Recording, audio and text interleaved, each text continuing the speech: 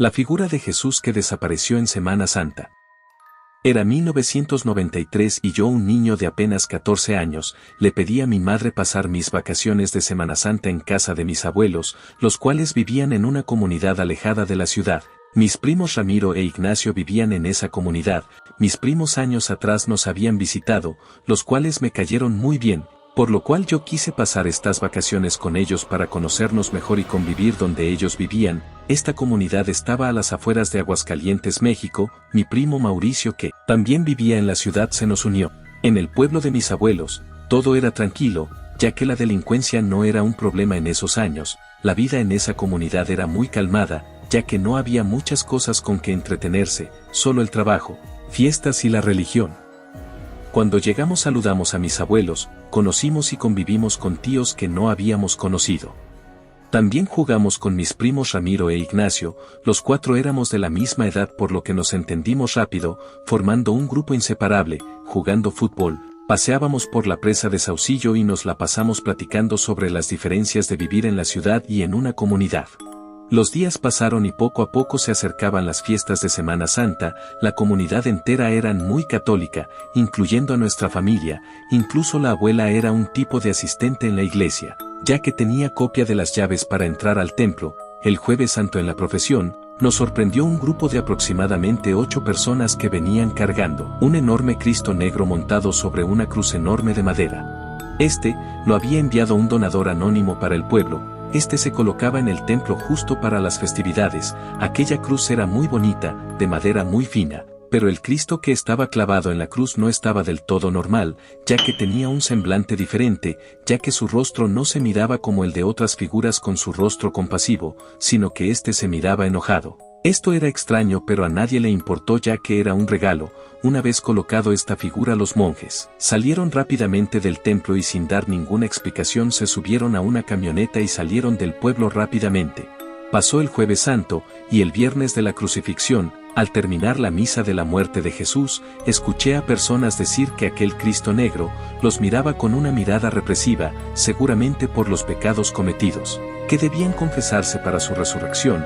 Lo más escalofriante de esa celebración es ver cómo 2 niños no mayores a 5 años empezaron a gritar en medio de la celebración y gritaban diciendo que aquel Cristo se había movido. Para unos fue algo terrorífico, pero para la mayoría de personas esto fue clasificado como un milagro, a pesar de que aquellos niños no estaban conmovidos, sino aterrados y con un llanto que parecía no acabar. Pero esto no sería lo más terrorífico y macabro que pasaría con aquel Cristo, ya que el sábado, la misa y la vigilia de Pascua se celebraron entre la noche del sábado y las primeras horas del domingo, como un momento de contemplación y preparación para la resurrección de Cristo. Sin embargo, esa misa no se llevaría a cabo en el templo debido al gran número de personas que llegaron a ver aquella figura religiosa nueva, por lo cual se tomó la decisión de hacer las celebraciones en un jardín justo enfrente del templo. Esa celebración duró varias horas y conforme el tiempo fue pasando las personas se fueron yendo, dando la 1 de la mañana cuando terminó todo, las personas restantes se fueron a sus casas, dejando un montón de bancas en el jardín que se deben meter al templo. Y aunque no éramos los únicos, los jóvenes fueron los seleccionados para llevar las bancas adentro del templo, mientras mi abuela platicaba con otras señoras y el sacerdote, que estaba a punto de retirarse. Mi abuela me dio las llaves y empezamos a meter las bancas, los cirios y algunas imágenes religiosas al templo, que no tenía luz. Le dije a la abuela que los focos no encendían y me contestó que tal vez los fusibles se habían botado, pero que dejáramos las puertas abiertas para que nos entrara un poco de claridad del alumbrado público. Sin embargo, más de la mitad del templo no se veía nada. Ramiro dijo, a ver si no se murió una rata por aquí, huele horrible. Cuando estábamos a mitad de camino cargando bancas, un olor horrible se olía por todo el lugar. Nos dijeron que justo en el fondo, cerca del altar ponían veneno, y que podría ser eso que mató a la rata. Después de eso decidimos ignorar el olor. Pero aparte del olor, había otra cosa que me molestaba más, y es que había un ruido que sonaba cada que entrábamos, como si alguien rascara el piso de piedra, pero como nos habían dicho sobre las ratas, pensé que otro animalito de esos estaban rondando por ahí. Ya casi terminando, salimos por última vez al jardín ya que la abuela nos estaba esperando a nosotros con su vecina. Lo único que nos faltaba cargar eran las 4 bases doradas de cirios de la iglesia. Cada uno tomó una de esas bases y nos dirigimos al interior del templo, pero al dejarlas, mi primo Ramiro gritó muy fuerte diciendo que algo le había rozado la pierna. Los demás nos burlamos y le dijimos que seguramente era un gato, pero entonces yo sentí pasar algo tras de mí, y ese ruido que tanto molestaba también se había movido a la misma dirección. Mis primos igual habían sentido algo, porque también dieron un salto emitiendo un sonido de sorpresa. Ignacio sacó de su chamarra unos cerillos y encendió rápidamente un par de cirios de la iglesia, y tomando uno con sus manos empezó a alumbrar el piso del templo, con nosotros a sus espaldas, esperando encontrar el animal que seguramente se había metido. Mauricio dijo que sí creía que era un gato, por eso el sonido de garritas. Mientras los demás estábamos agachados buscando el animal, llamándolo con sonidos de un gato, pero aquellos rasguños se movieron y parecieron llegar atrás del altar. Mauricio, Ignacio y yo fuimos detrás de ellos y Ramiro, un poco molesto, se quedó de pie cerca de la puerta. Estábamos los tres agachados atrás del altar, justo por el frente de la cruz, y el sonido de rascar parecía estar sobre nosotros. Entonces Ramiro gritó aterrorizado, diciendo que nos salgamos de ahí.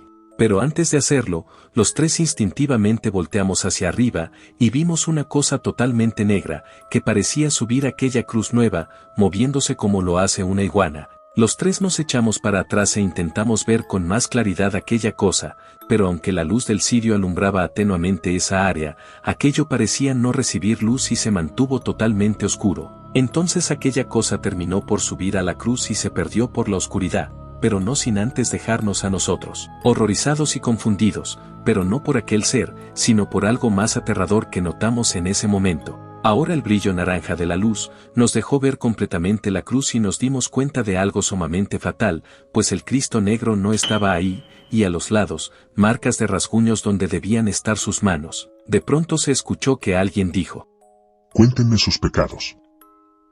Fue una voz horrible y profunda que se escuchó por el templo. Enseguida Mauricio, Ignacio y yo solo volteamos a vernos confundidos y aterrados, mientras Ramiro ya daba unos pasos hacia atrás para salir de la iglesia. De pronto se volvió a escuchar la voz diciendo: «Yo soy el camino de la verdad, y no he venido por los justos, sino por los pecadores como ustedes. Venid a mí».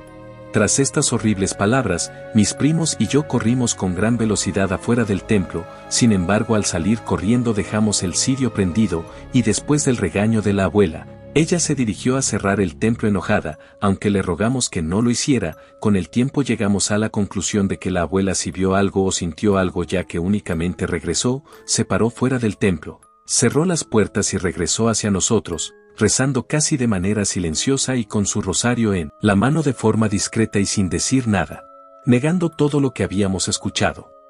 Al día siguiente se quedó sorprendida como todos al ver que el Cristo no estaba en aquella cruz. Los pobladores estaban molestos, confundidos y tristes, pues creían que alguien les habían robado aquella figura. Nunca se dijo nada más de ello. Sin embargo, la abuela sí tuvo una reunión con 4 personas cercanas a la iglesia y con el sacerdote, y por alguna razón desconocida decidieron enterrar aquel crucifijo vacío en el panteón municipal. Por algo creo que la abuela sí vio o escuchó algo cuando entró a la iglesia. Tiempo después se empezaron a escuchar lamentos, pasos de caballos y dicen que se ven sombras en las calles vacías. También dicen haber visto un Cristo, o mejor dicho, a alguien haciéndose pasar por un Cristo. Espero te haya gustado esta historia. Si fue así, déjamelo saber dándole un buen like, y suscríbete para seguir escuchando más historias como esta.